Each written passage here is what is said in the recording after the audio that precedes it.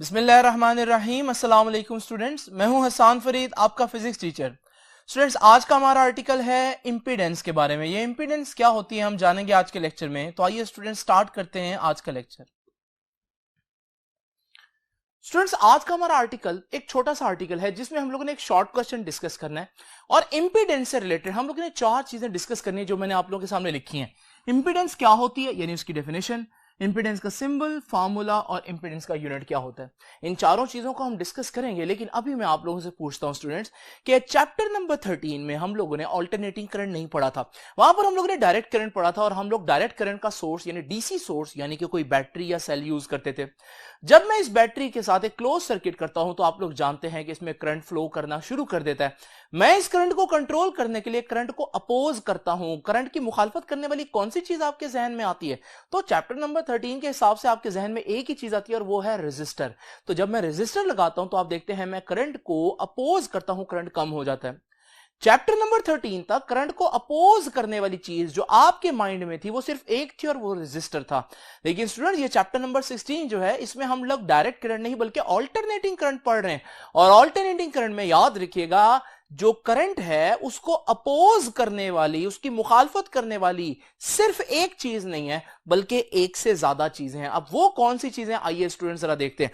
सबसे पहले तो मैं आपको याद करवाता चलूं, मैंने आपको बताया था एक आर्टिकल छोटा सा आपको मैंने पढ़ाया था जिसका नाम था बेसिक सर्किट एलिमेंट्स। सर्किट के अंदर सबसे सिंपल कौन सी चीजें हैं, कौन से एलिमेंट्स हैं, तो वो हम लोगों ने डिस्कस किया था। वो 3 है students. Number 1 resistor, number 2 capacitor, number 3 inductor. Resistor जिसको हम सर्किट के अंदर कुछ ये सिंबल देते हैं, ये वाला सिंबल जहां भी आ जाए इसका मतलब ये रेजिस्टर की बात कर रहे हैं। इस तरह से कैपेसिटर को हम कुछ ऐसा सिंबल देते हैं और इंडक्टर को कुछ ऐसा सिंबल देते हैं। तो ये तो तीनों का सिंबल हो गया। अच्छा, इन तीनों की आपके माइंड में क्या तारीफ है, क्या इंट्रोडक्शन है? तो आप लोग जानते हैं जब भी मैं कहीं रेजिस्टर बनाता हूं तो आप फौरन समझ जाते हैं ये वो चीज है जो करंट को क्या करती है, अपोज करती है। और रेजिस्टर की करंट को जो ऑपोजिशन देना है, कितना वो अपोज करेगी करंट को, उसे हम कहते हैं रेजिस्टेंस, जिसको हम आर से रिप्रेजेंट करते हैं, जिसका यूनिट ओहम होता है। लेकिन स्टूडेंट्स, जब मैं आपसे पूछता हूं कैपेसिटर की क्या पिक्चर है आपके माइंड में, तो आप फौरन कहेंगे सर कैपेसिटर तो वो डिवाइस है जो चार्ज स्टोर करती है। ये आप लोगों ने चैप्टर नंबर 12 में पढ़ा। लेकिन स्टूडेंट्स, ये कैपेसिटर चार्ज स्टोर करने के साथ साथ ऑपोजिशन भी दे सकती है करंट को। तो ये बड़ी इंपॉर्टेंट बात है। पहले हम समझते थे कि डायरेक्ट करंट जब हम यूज करते हैं, जैसे चैप्टर नंबर 13 में किया, तो वहां करंट को अपोज करने वाला सिर्फ एक एलिमेंट है और वो है रेजिस्टर। लेकिन हम लोगों ने देखा कि एसी सर्किट्स में करंट को अपोज करने वाला रेजिस्टर के साथ साथ और एलिमेंट्स भी हैं, जैसे कि मैंने बताया कैपेसिटर भी करंट को अपोज करती है। ऑल्दो उसका ये काम नहीं है, उसका असल काम है चार्ज स्टोर करना, लेकिन ये फिर भी करंट को कुछ ना कुछ अपोज करती है। तो अगर मैं बात करूं कैपेसिटर की जो करंट के लिए ऑपोजिशन है, क्या मैं उसको रेजिस्टेंस कहूं? नहीं, क्योंकि रेजिस्टेंस खास तौर पर रेजिस्टर की ऑपोजिशन को कहते हैं। कैपेसिटर की जो ऑपोजिशन है उसे हम कहते हैं कैपेसिटिव रिएक्टेंस। इसका सिंबल है XC। तो याद रखिएगा, वो कैपेसिटर जो है जिसका असल काम है चार्ज स्टोर करना, वो ऑल्टरनेटिंग करंट को अपोज करने की सलाहियत भी रखता है। और वो कितना अपोज करेगा उसे हम कहेंगे उसकी कैपेसिटिव रिएक्टेंस है। तो ये भी ऑपोजिशन, और हर ऑपोजिशन को हम ओहम्स में मेजर करते हैं। तो इसको भी हम यूनिट कौन सा देंगे? ओहम का, जैसे रेजिस्टेंस को करते हैं। नाउ स्टूडेंट्स, इंडक्टर के केस में आपसे अगर पूछा जाए इंडक्टर का असल काम क्या है, इंडक्टर का असल काम है ईएमएफ इंड्यूस करना। लेकिन क्या सिर्फ ये यही करता है? नहीं, अगर ऑल्टरनेटिंग करंट हो यानी एसी सर्किट हो तो इंडक्टर भी करंट को अपोज कर सकता है, just like capacitor and resistor. Inductor कितना अपोज करेगा स्टूडेंट्स? इसे हम कहेंगे इंडक्टिव रिएक्टेंस। तो इंडक्टर भी करंट को अपोज करने की, रोकने की सलाहियत तो रखता है, लेकिन इसकी जो ऑपोजिशन है उसे हम बोलते हैं inductive reactance.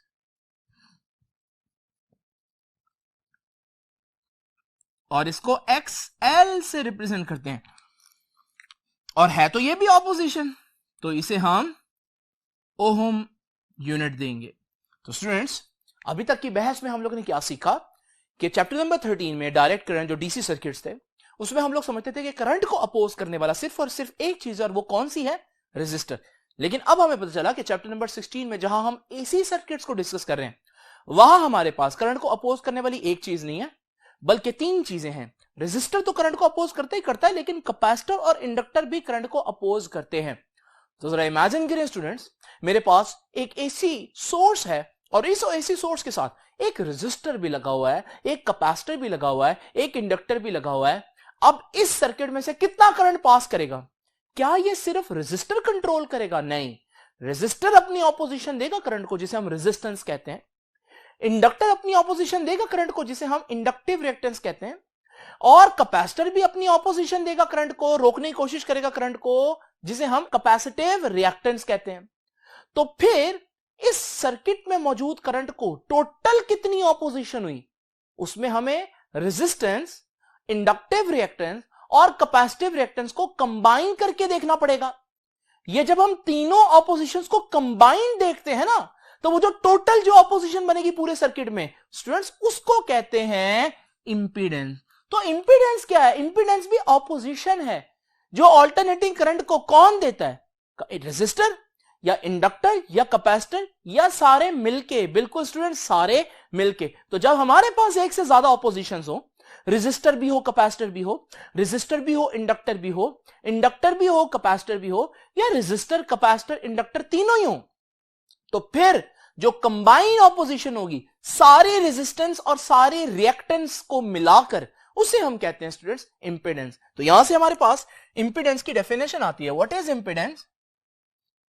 It is the combined opposition offered by all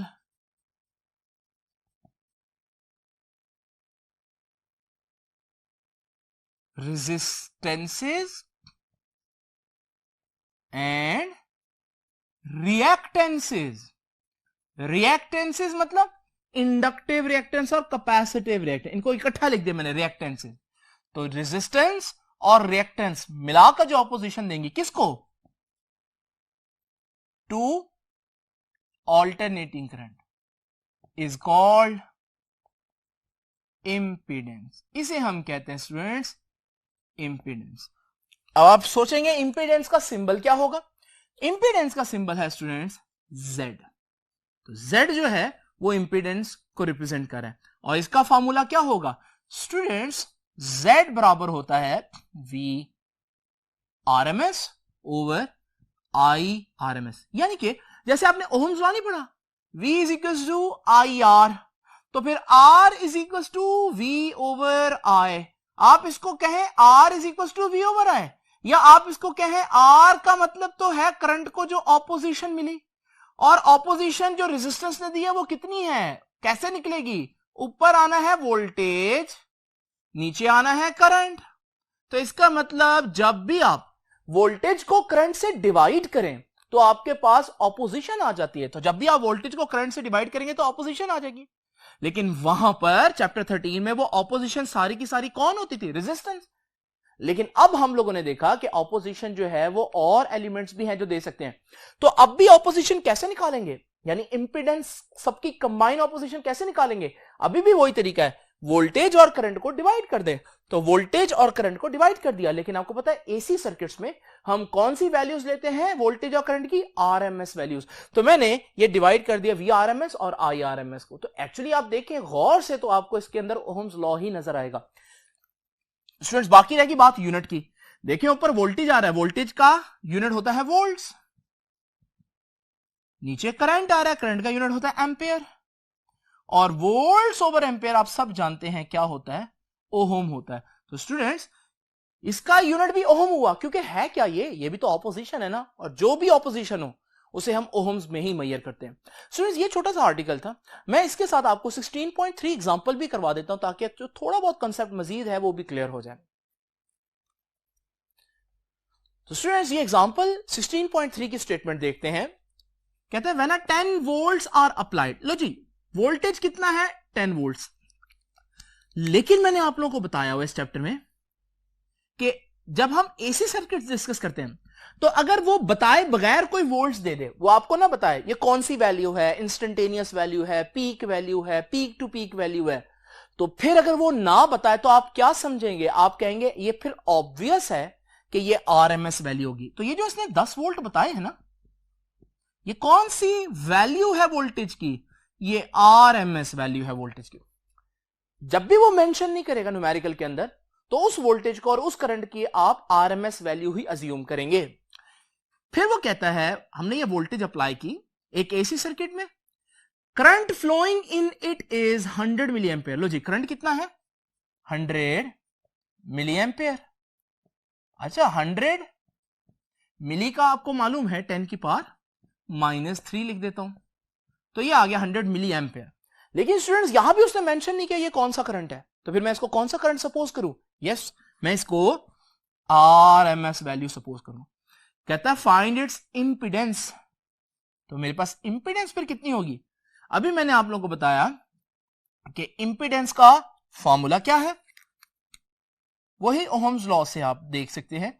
impedance is equal to V RMS over I RMS. अब वी आरएमएस गिवन है, ये देखिए 10 वोल्ट्स, और नीचे आई आरएमएस भी गिवन है 100 into 10 raised to power -3 amperes. Student जब आप इसको डिवाइड करेंगे आपका आंसर आ जाएगा 100, और क्योंकि इंपीडेंस है, ऑपोजिशन है, और ऑपोजिशन का यूनिट हमेशा ओहम होता है। तो स्टूडेंट्स ये था हमारा आज का आर्टिकल, छोटा सा आर्टिकल है जिसको आप लोगों ने शॉर्ट क्वेश्चन के लिए रेडी करना है, लेकिन न्यूमेरिकल में काफी दफा ये पूछा जाएगा। तो न्यूमेरिकल में आप लोगों को इंपीडेंस का कॉन्सेप्ट जो है वो यूज होगा तो पहले ही आना चाहिए। स्टूडेंट्स आपसे इंशाल्लाह मुलाकात होगी नेक्स्ट लेक्चर में, तब तक के लिए अल्लाह हाफिज।